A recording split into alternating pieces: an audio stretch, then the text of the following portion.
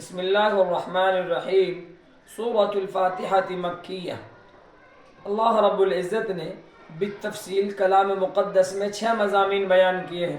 Number 1 توحید، number 2 رسالت، number 3 احکام، نمبر 4 قیامت، نمبر 5 مخالفین یعنی نہ ماننے والے، اور نمبر 6 موافقین یعنی ماننے والے۔ ان 6 مضامین کو اللہ تعالیٰ نے بالتفصیل بیان کیا ہے، اور ان تمام میں سورہ فاتحہ کو اللہ تعالیٰ نے ذکر کر دیا ہے۔ الحمدللہ رب العالمین، سب سے پہلے اللہ کے نام سے اس کتاب کی شروعات ہوئی ہے۔ دنیا کے ہر جائز کام کو کرتے ہوئے انسان اللہ تعالیٰ سے مدد لے اور اپنی عاجزی اور انکساری کا اظہار کرے، اور اللہ تعالیٰ کے رحمان اور رحیم ہونے کو ذکر کرے۔ اور کتنا بہترین کلمہ ہے کہ بسم اللہ الرحمن الرحیم کہا، بسم اللہ الجبار، بسم اللہ القہار، بسم اللہ القادر، یہ سب کچھ نہیں کہا تاکہ انسان کے ذہن میں یہ بات رہے کہ ہمارا اللہ رحیم ہے، ہمارا اللہ کریم ہے، ہمارا اللہ غفور اور ستار ہے۔ سورہ فاتحہ کی فضیلت یہ ہے کہ اللہ کے نبی صلی اللہ علیہ وسلم نے فرمایا، اس ذات کی قسم جس کے قبضے میں میری جان ہے، سورہ فاتحہ کی نظیر نہ توریت میں نازل ہوئی ہے، نہ انجیل میں نازل ہوئی ہے، اور نہ خود کلام مقدس میں نازل ہوئی۔ اللہ اکبر۔ ایک حدیث میں پیارے حبیب صلی اللہ علیہ وسلم نے فرمایا کہ سورہ فاتحہ ہر بیماری کے لیے شفا ہے۔ کتنی بڑی بات ہے۔ بخاری کی روایت ہے، آقا کریم صلی اللہ علیہ وسلم نے ارشاد فرمایا، پیارے حبیب صلی اللہ علیہ وسلم نے ارشاد فرمایا کہ اللہ تعالیٰ نے مجھے 7 آیتیں عطا کی ہیں، اور مجھے قرآن عظیم اللہ تعالیٰ نے عطا کیا ہے۔ در منصور کی روایت ہے، حضرت شرحبیل رضی اللہ تعالیٰ عنہ روایت کرتے ہیں کہ آقا کریم صلی اللہ علیہ وسلم نے ارشاد فرمایا کہ ہم تنہائی میں چلتے رہتے تھے، پیچھے سے کوئی آواز آتی تھی تو وہ اپنے بیوی جو ہماری اور آپ کی ماں ہے حضرت خدیجہ رضی اللہ تعالیٰ عنہا کے پاس ذکر کیا۔ انہوں نے کہا چلیے ورقہ بن نوفل کے پاس، اور ورقہ بن نوفل چونکہ آسمانی کتابوں کا پڑھنے والا اور عالم تھا، انہوں نے کہا ان کے پاس چلیے۔ جب ان کے پاس گئے اور ان کے پاس ذکر کیا کہ یہ صورتحال ہوتی ہے کہ ایسا لگتا ہے مجھے پیچھے سے کوئی آواز دے رہے ہیں، انہوں نے فرمایا جب کسی موقع سے یہ بات ہو تو آپ ٹھہر جائیے اور دیکھیے کہ کیا آواز آ رہی ہے۔ پھر اسی موقع سے پیارے حبیب صلی اللہ علیہ وسلم کے اوپر یہ کلام مقدس کی سب سے پہلی سورہ جو لکھی ہوئی ہے، اس اعتبار سے ایک ہوتی ہے نزولی ترتیب اور ایک ہوتی ہے وضعی ترتیب۔ نزولی ترتیب کے اعتبار سے تو سب سے پہلے اقرأ بسم ربک الذی خلق، خلق الانسان ہے، اس کے بعد یا ایھا المزمل، یا ایھا المدثر، اس کے علاوہ دیگر صورتیں۔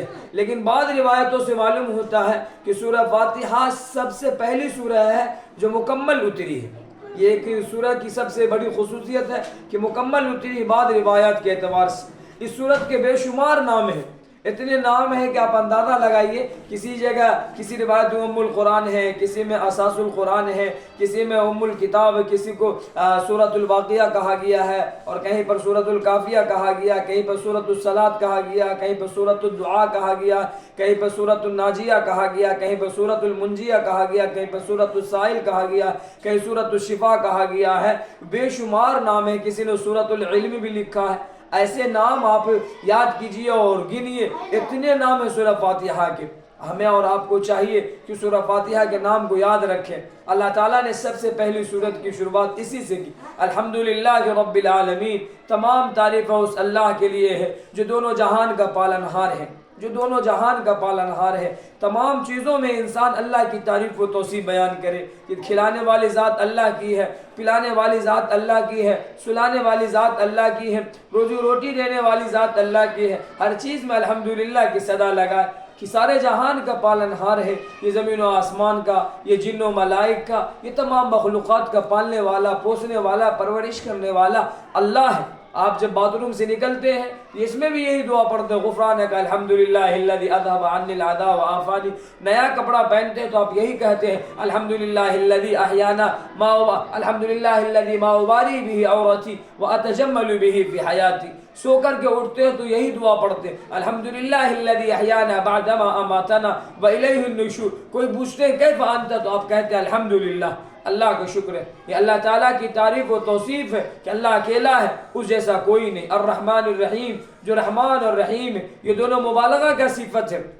اللہ تعالیٰ اپنے ماننے والوں پر بھی رحمان ہے اور نہ ماننے والوں پر بھی رحمان ہے، دونوں پر رحمان ہے۔ اور اگر انصاف کا تقاضا تو یہ تھا کہ جو اللہ کی نافرمانی میں زندگی گزار رہے ہیں، جو ناشکری میں زندگی گزار رہے ہیں، جو عصیاں میں زندگی گزار رہے ہیں، ان کو نہیں ملنی چاہیے روزی، لیکن آنکھیں یہ دیکھ رہی ہیں کہ ان کو تو اور زیادہ مل رہی ہے۔ پتہ یہ چلا کہ اللہ تعالیٰ بے شمار بندوں پر احسانات کیے ہو، الرحمن الرحیم، جو رحمان اور رحیم ہے، لیکن وہاں پر چھانٹ دیے جائیں گے، وہاں پر اللہ تعالیٰ مومنوں کے لیے رحیم ہو جائیں گے اور ان غیروں کے لیے اللہ تعالیٰ رحیم نہیں۔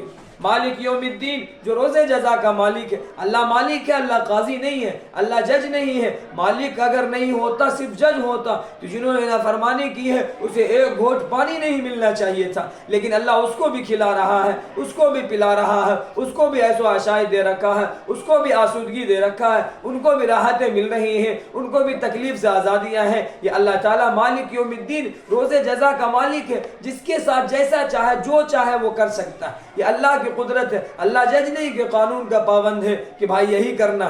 مالک یوم الدین، ایاک نعبد و ایاک نستعین، ہم آپ ہی کی عبادت کرتے ہیں اور آپ سے ہی مدد مانگتے ہیں۔ آپ دعا قنوت پڑھ کر کے دیکھیے، اللہم انا نستعینک، اے اللہ ہم آپ سے مدد مانگتے ہیں، ونستغفرک، اور ہم توبہ اللہ کرتے ہیں، ونؤمن بک، آپ پر ایمان لاتے ہیں، ونتوکل علیک، آپ پر بھروسہ کرتے ہیں، ونثنی علیک الخیر، تمام خیر کی تعریف و توصیف ہم آپ ہی کی بیان کرتے ہیں، ونشکرک، ہم آپ کی شکر گزاری کرتے ہیں، ولا نکفرک، نافرمانی نہیں کرتے، ونخلع ونترک من یفجرک۔ یہ سب الفاظ اور کلمات جو پیارے حبیب صلی اللہ علیہ وسلم پر نازل ہوئے کہ ہم نے اللہ سے عہد کیا، ہم نے اللہ سے یہ وعدہ کیا، ہم آپ کی عبادت کریں گے، آپ کی توصیف و تعریف کریں گے، آپ کے حکموں کے مطابق چلیں گے، شریعت اسلامیہ کے بتا ہوئے راستے کے مطابق ہم زندگی گزاریں گے۔